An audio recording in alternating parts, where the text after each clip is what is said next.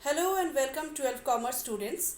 Today I am going to start a new chapter from your business studies syllabus, that is planning. Planning is another new chapter, in fact the third chapter which I am starting from your first unit test business studies syllabus.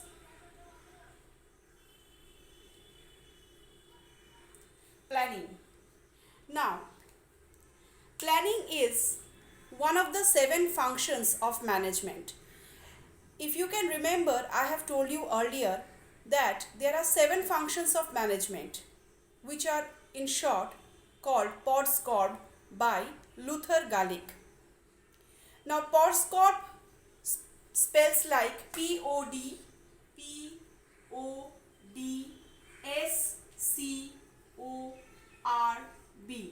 While doing the chapter management, I have told you that there is a term called PODSCORB which is coined by Luther Gallic. What is this PODSCORB? This is nothing but the functions of management, the different functions of management. So the letter P stands for planning. The first letter P of PODSCORB. Actually, there are 7 functions of management. 7 functions. P for planning, O for organizing, D for directing, S for staffing, CO for coordinating, R for reporting and B for budgeting. So we are starting with the initial letter, that is P, which stands for planning. Planning is denoted by P. Now what is planning? It is a conscious determination of future course of action to achieve any desired result. It is the process of thinking before doing. We can tell it as an intellectual process. Everything which is to be done, whose action must be performed afterwards, is to be planned beforehand. So a farsightedness required, a foresight required for this planning function. It is the primary of all the functions. It is the basic function. First planning starts and after that it is followed by various other functions. So it depicts a framework within which all other functions of management works. Now, planning performs the functions of decision making also and problem solving also. With this proper for a proper planning, certain points should be decided in advance. That is, what is to be done, how it is to be done, then where it is to be done, when it is to be done, and by whom it is to be done. There are different questions. There are several things that is to be kept in mind while planning something. These are the different basic questions which are to be framed while planning something. So planning is related to decision making as well as problem solving. Now, in other words, planning involves the selection of business objectives and deciding the future course of action. Through planning, an organization decides what is to be done in the future. It is totally a mental process, a psychological process, a thinking process. Now, planning means deciding in advance. It is an ability to visualize the future process and the results, the future process and the impacts of thinking. That is planning. Again, it means the selection of different it includes actually the selection of different types of objectives, the policies, the programs, and the different alternative ways to perform the designed objectives. Planning is an intellectual decision making process which is to be done first, followed by the other management functions. Now we will discuss about the features of planning one by one. Now, since I have told you it is the essence and the exercise of foresight, it is a continuous process. Planning is a continuous process. So what are the features of planning? First feature is it is an intellectual activity. Planning is an intellectual activity. That is, it involves a mental process. It involves foreseeing future developments, making decisions. It is an intellectual activity. It requires certain conceptual ideas, some analytical skills. So it is an intellectual process. Now it is a continuous process. The planning cycle continues to operate as long as there is an organization. It is like a flowing river. It continues to flow. Then it is dynamic function. It needs continuous review.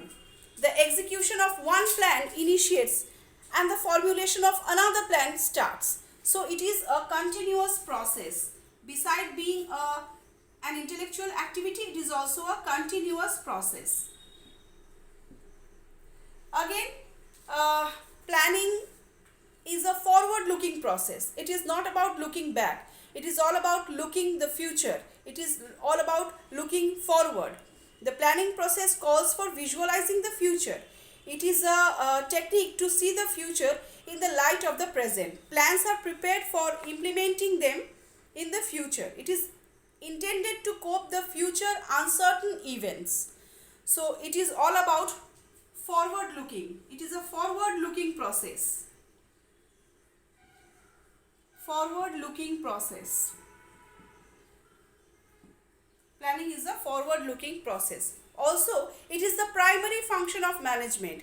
Planning, I told you previously also that planning function is the first function. It provides the basis for other managerial functions. First planning takes place and then the other functions eventually takes place. So it is called the primary function. Planning is also called the primary function of all the functions. So this is also one of the features of planning. Again, planning is a goal-oriented process. Why it is a goal-oriented process? Because it is based on certain predetermined objectives. Planning is based on certain objectives. It contributes to the attainment of these objectives. Planning indicates the instruction, the routes, the rules to be followed for achieving certain predetermined goals. So it is a goal-oriented process. Planning is a goal-oriented process. It is a goal-oriented process. Despite having all these features, planning is a very flexible process. Flexible means it can be easily adapted to any kind of change according to the situation. Now, planning should be flexible. It should have the ability to adjust itself in any kind of adverse circumstances. So, planning should be such that it can face the changes and challenges if it comes in its way. So, planning helps the organization to adjust its activity responding to the changing environment. So, planning is flexible in nature. Flexible in nature.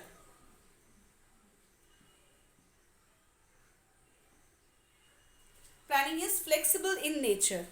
Planning is a conscious process. It is an intellectual process. It is a rational process. It involves a depth study, a careful research. All these makes it is a conscious process. It is a conscious process, conscious effort. Also, planning is pervasive in nature. Planning is pervasive in nature. That is, what is the meaning of pervasive?